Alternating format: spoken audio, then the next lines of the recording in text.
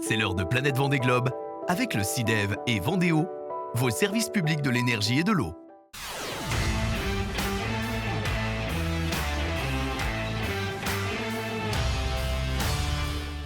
Et aujourd'hui, Alix Lanos nous emmène donc à la découverte de la fondation Tara qui a lancé un projet à bord de l'IMOCA de Paul Meillat. Regardez.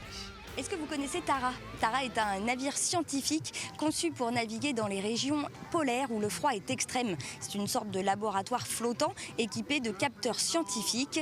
Et quel est le rapport avec le Vendée Globe, vous allez me dire ? Eh bien, la fondation Tara s'est associée avec le skipper Paul Meillat qui lui aussi va récolter des données pendant son tour du monde.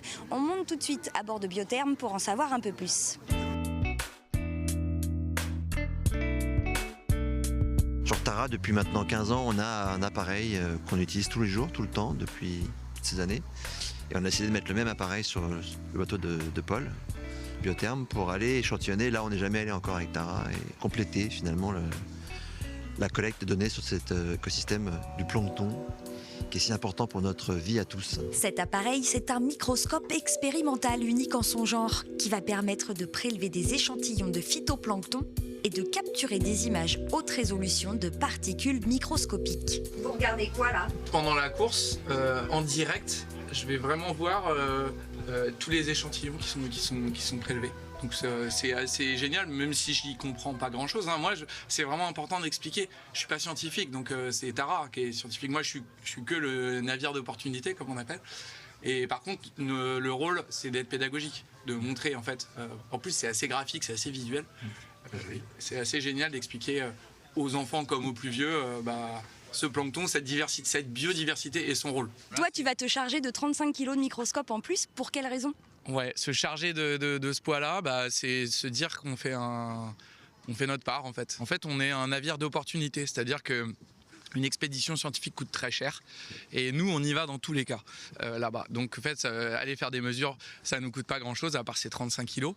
Et puis on se dit que ça vaut le coup de pouvoir expliquer à tous ces gens l'importance du plancton, l'importance de l'océan qui régule le climat, qui permet une respiration sur deux puisque 50% de l'oxygène qu'on respire vient de l'océan via le phytoplancton. Et puis en plus ça nous donne un petit supplément de motivation. Parce que c'est un projet qui a impliqué toute l'équipe technique pour pas développer le microscope, mais l'intégrer dans ce bateau. Donc c'est pas que 35 kilos, c'est aussi quasiment 10% de la consommation de Biotherm. Donc panneaux solaires, hydrogénérateurs, pour que on puisse faire fonctionner ce microscope pendant 3 mois. Allez, c'est parti. Là, on s'équipe pour aller voir la bête. Eh ouais. C'est de la spéléologie. On te suit, chef. Alors, on cache rien maintenant. Donc là, nous pénétrons dans les entrailles du bateau. le bateau, j'ai jamais vu aussi. Le bateau est tout propre, il brille. Donc là, messieurs, nous sommes devant la bête. Ouais, la bête. Donc la bête, elle est conçue dans un cylindre qui est fait pour être dans l'eau à 10 mètres de profondeur. Donc au départ, c'est un cylindre assez lourd. La différence, c'est qu'en fait, l'IMOCA bouge énormément, donc en fait, on l'a mis sur amortisseur. Donc là, il est sur amortisseur.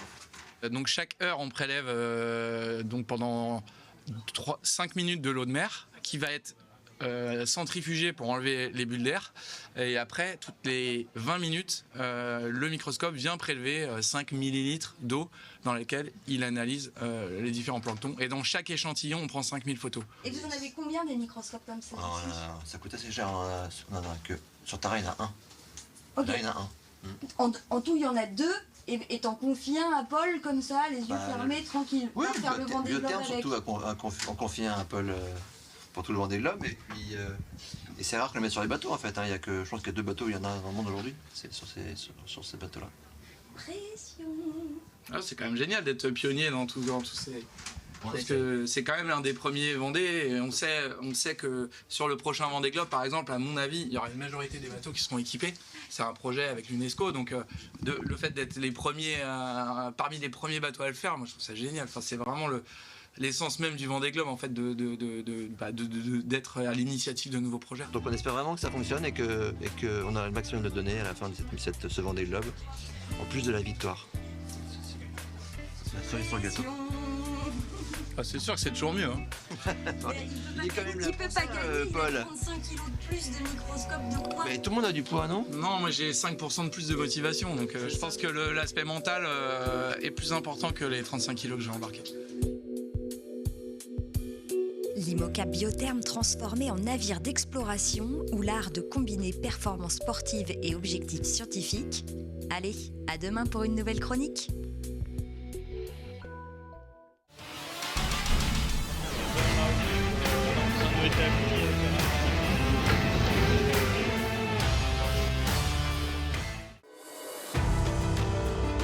C'était Planète Vendée Globe.